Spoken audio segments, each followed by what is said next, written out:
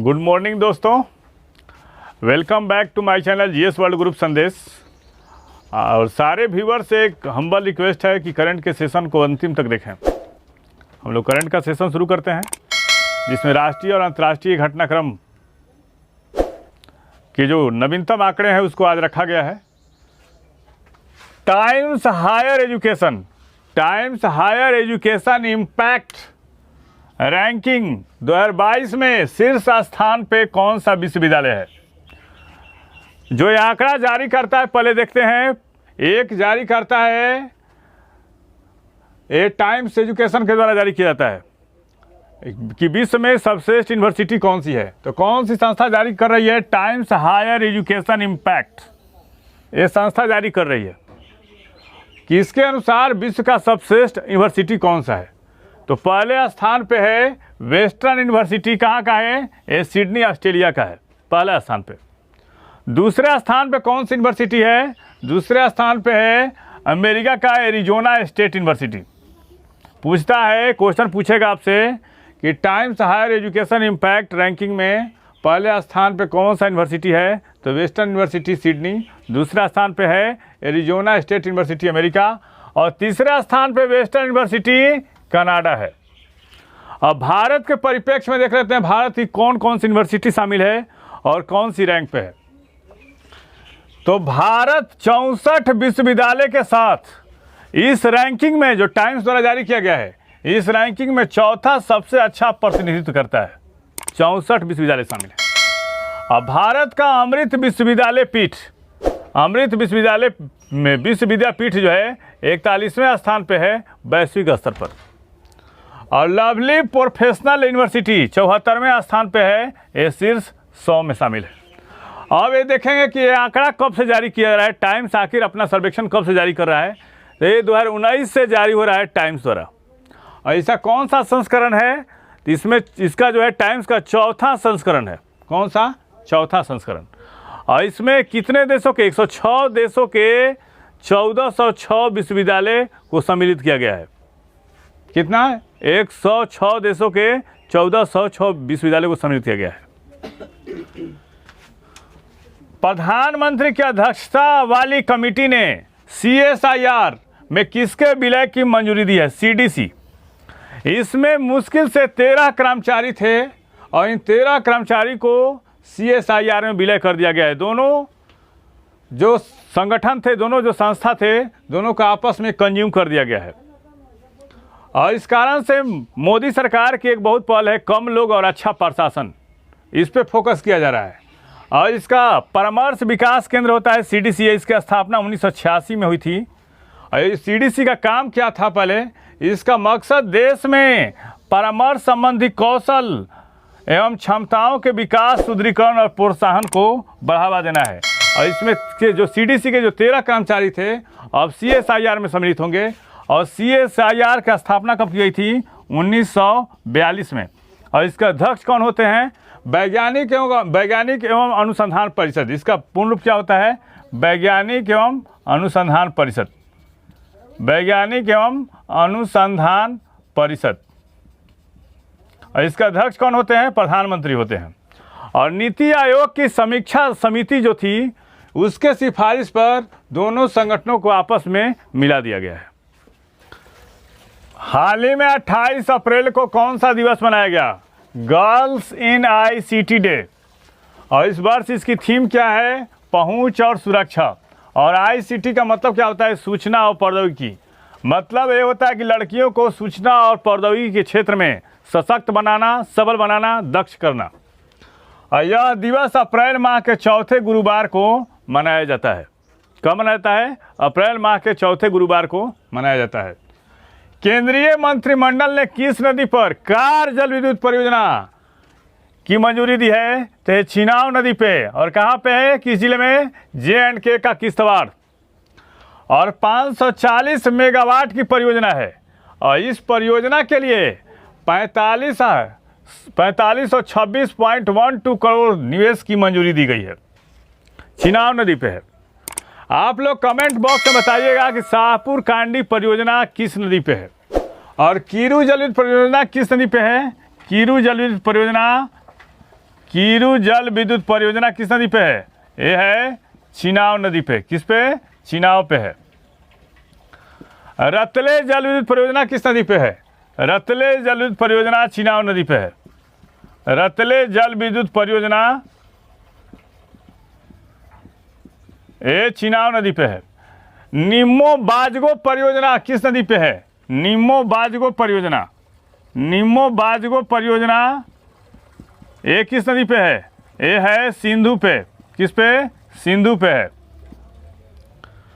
बिहार के किस जिले में बिहार का पहला एथेनॉल प्लांट बनकर तैयार है? ते पूर्णिया। कौन? पूर्णिया।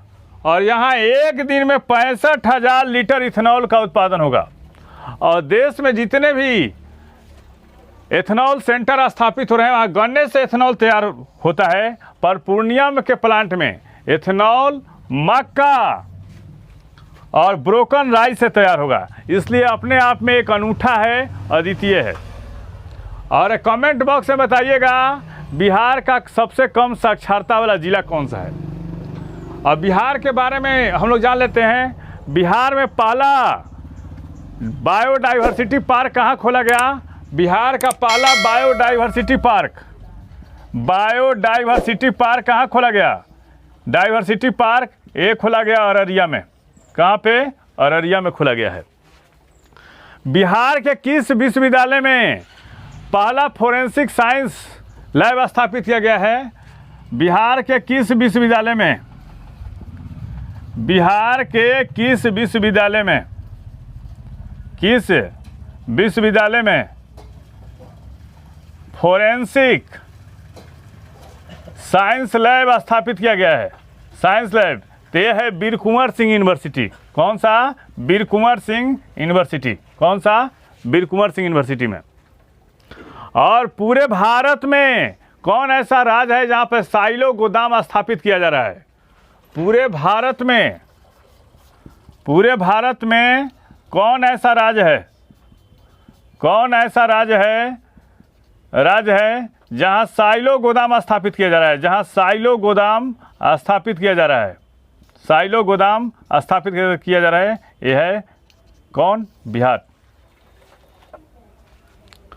बिटकॉइन को अपनी आधिकारिक मुद्रा अपनाने वाला दूसरा देश कौन बना? मध्य अफ्रीकी गणराज्य। और यहाँ के मध्य अफ्रीकी गणराज्य का इससे पहले मुद्रा जो था वो फ्रैंक था। क्या था? फ्रैंक।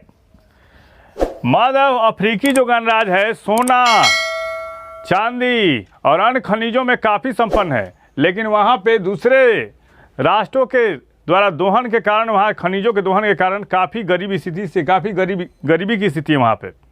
और वहाँ इस मुद्रा को पहली बार दूसरा देश जो बना है बिटकॉइन को अपनाने वाला दूसरा देश कौन बना है? ये मध्य अफ्रीकी गणराज्य बना है।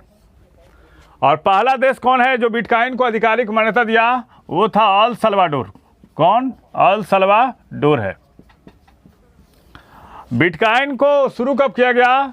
2009 में शुरू किया गया। और ये किस प्रकार की करेंसी है? यह एक वर्चुअल करेंसी, आभासी मुद्रा है। और इसमें बिटकॉइन जो है दो पक्षों के बीच किया जाने वाला लेन देन है, जिसमें किसी भी बैंक या सरकारी संस्थान की भूमिका क्या होती है? नगण्य होती है, न के बराबर होती है। हाल ही में नैस्कॉम के अध्यक्ष कौन बने हैं? कृष्णन रामानुजम। और ये किसका स्थान लेंगे? रेखा एम मेनन का स्थान लेंगे। किसका? रेखा एम मेनन का स्थान लेंगे। और इसका पूर्ण रूप क्या होता है? National association of software and services companies. और इसकी स्थापना कब की गई थी? 1988 में। मुख्यालय से कहाँ है? नई दिल्ली में। अभी हाल ही में कौन कौन सी नई नियुक्तियां हुई हैं?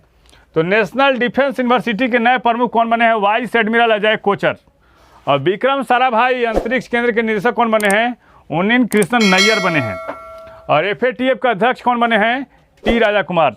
आप लोग कमेंट बॉक्स में बताइएगा FATF की स्थापना कब की गई थी?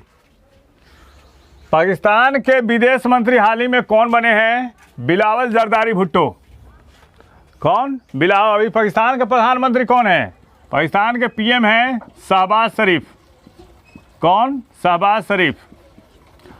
और यहाँ के राष्ट्रपति कौन है? यहाँ के राष्ट्रपति हैं आरिफ अलवी। कौन? आरिफ अलवी। यहाँ के राष्ट्रपति कौन? आरिफ अलवी। अभी सेनाध्यक्ष कौन है? कमर अहमद बाजवा। कमर अहमद बाजवा। और नहरों का देश किसको कहा जाता है? नहरों का देश कहा जाता है पाकिस्तान को।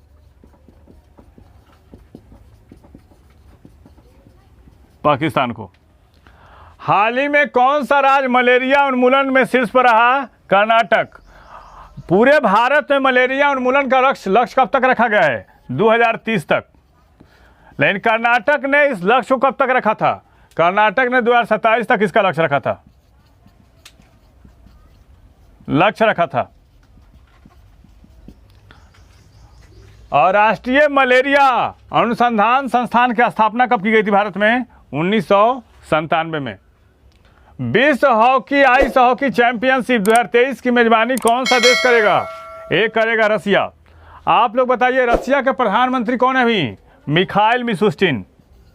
कौन? मिखाइल मिशुस्टिन है। और रसिया के राष्ट्रपति कौन है? रसिया के राष्ट्रपति हैं व्लादिमीर पुतिन। Vladimir Putin. रूस का मुद्रा का क्या नाम है? रूबल। क्या है? रूबल। रूस की संसद का क्या नाम है? ड्यूमा। और रूस की खुफिया एजेंसी का क्या नाम है? रूस की खुफिया एजेंसी का नाम है केजीबी। हाल ही में जिरकॉन मिसाइल का परीक्षण किस देश ने किया है? रसिया ने किया है। कौन? रसिया ने। और रसिया की राजधानी कहाँ है? मॉस्को। आधुनिक रूस का निर्माता किसको कहा जाता है? आधुनिक रूस का निर्माता कहा जाता है जोसेफ स्टालिन को। किसको? जोसेफ स्टालिन को। यूराल पर्वत कहाँ है? यूराल पर्वत है रसिया में। मोस्कोवा नदी कहाँ बहती है? मोस्कोवा नदी रूस में बहती है। कहाँ पे? रूस में बहती है। और रूस के किस शहर को पहले लेनिनग्राद कहा जाता था, अब उसको क्या कहता है? Saint Petersburg. Saint Petersburg. पहले इसको क्या कहता था? लेनिनग्राद। किसको कहता था? लेनिनग्राद कहा जाता था। और प्राकृतिक गैस के उत्पादन में शीर्ष देश कौन सा है? प्राकृतिक गैस का उत्पादन करने में शीर्ष देश कौन है? रसिया है। इस चैनल के माध्यम से सही विषयों का तथ्यपरक विश्लेषण किया जा रहा है। आप इस चैनल से जुड़िए, लाइक कीजिए, सब्सक्राइब कीजिए। Thank you.